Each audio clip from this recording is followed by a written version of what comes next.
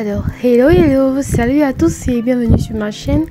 Alors, j'espère que vous allez bien et que vous vous portez bien. Donc, aujourd'hui, je voudrais partager mon expérience aujourd'hui avec vous.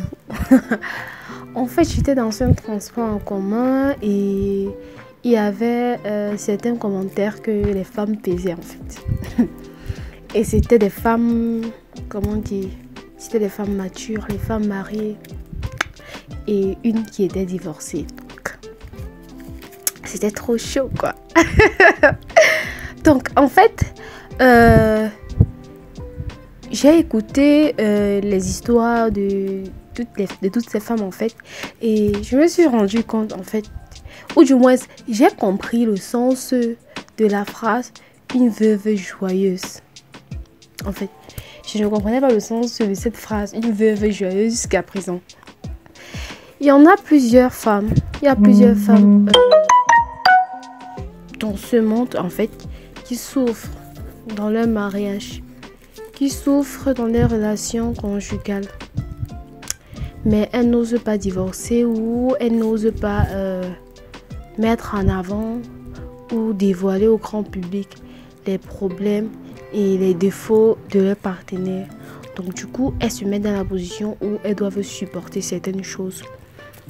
Ce qui fait que quand le mari meurt, ces femmes-là, elles sont libérées. Donc, elles sont libérées des souffrances, de l'humiliation, de tout ça en fait, qu'elles subissaient dans leur ménage. Et elles se sentent plus heureuses, sachant que leur mari soit mort. En fait, ça c'est pas, on va pas vous condamner. Chacun a droit à la liberté. Chacun a droit de vivre sa vie comme il entend ou comme elle entend.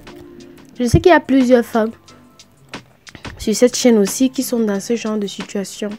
Je vais pas dire que vous allez tuer vos maris pour vous libérer quoi.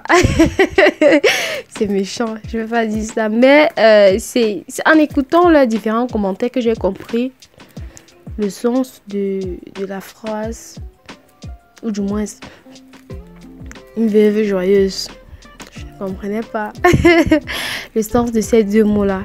Alors j'aimerais vous dire que vous n'avez pas besoin d'attendre que votre mari soit mort pour pouvoir être heureuse. Vous n'avez pas à attendre de divorcer de votre mari pour pouvoir être heureuse. Faudrait que les femmes sachent que elles sont responsables de leur bonheur. Elles sont responsables de leur malheur aussi dans leur couple. Parce que votre malheur ou votre bonheur vient du fait de l'interprétation de ce qui va se passer entre votre mari et vous. Donc, c'est très important de ne pas trop s'attacher par rapport au comportement de votre mari. Tout le monde a un mauvais côté, tout le monde a un bon côté. Même vous n'êtes pas parfaite en fait. Donc, je sais pas pourquoi vous allez vous attacher sur les points négatifs de votre mari et ça va vous empêcher de vivre votre vie. Vous êtes une femme belle.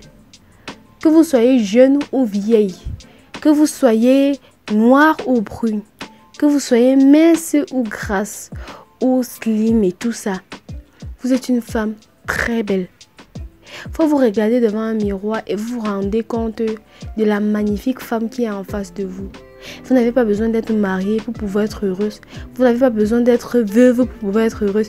Vous n'avez pas besoin d'être divorcée pour pouvoir être heureuse. Même dans votre propre mari, vous pouvez être heureuse. Votre bonheur dans votre ménage ou dans votre mariage ne dépend pas de votre mari. Votre bonheur dépendra toujours de la façon dont vous avez fixé vos différents principes. Donc faites très attention à certains comportements ou certaines idées qui vous viennent en tête. Vraiment. Vraiment, faites très attention. Et surtout vous les femmes, nous les femmes, il faut qu'on cultive la crainte de Dieu en fait. Donc j'aimerais vous dire que votre bonheur dépend de vous. Si vous êtes marié, vous avez les problèmes dans votre couple, cela n'empêche pas que vous sortez maquillée, cela n'empêche pas que vous portez votre perruque ou que vous portez votre jolie chaussure ou votre joli habit sexy et tout. Ça n'empêche rien. Déjà que c'est pas parce que tu es marié que tu dois arrêter de te faire désirer. Donc quand tu es même marié, c'est le moment où vraiment tu dois être vraiment sexy. Hein, vous voyez un peu. Tu dois être vraiment au taquet.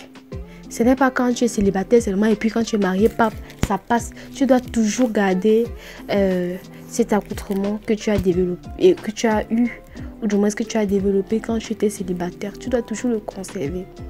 Donc ne prêtez pas attention à vos maris. Ne prêtez pas attention à vos maris, vos copains et tout ça. Ils ne sont pas responsables de votre bonheur.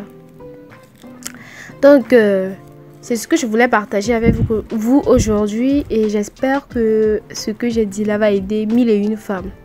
Donc, gros bisous à vous et on se revoit à la prochaine vidéo.